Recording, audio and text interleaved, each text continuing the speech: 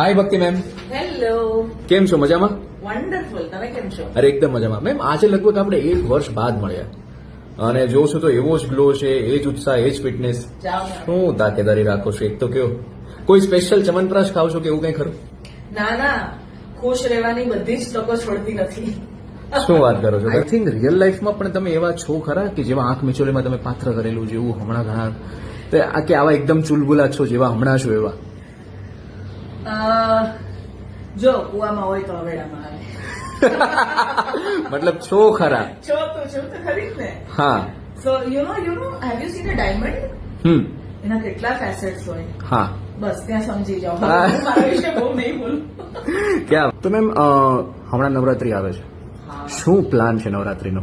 કામ કરવાનું. અરે ગરબાનો સેજ પણ નહીં? હું એકચ્યુઅલી ગુજરાતીઓના નામ પર હું બહુ મોટો કાળો ધબ્બો છું.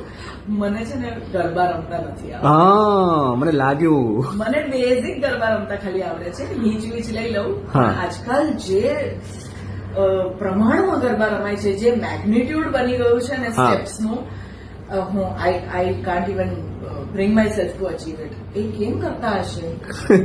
બાપરે બાપ.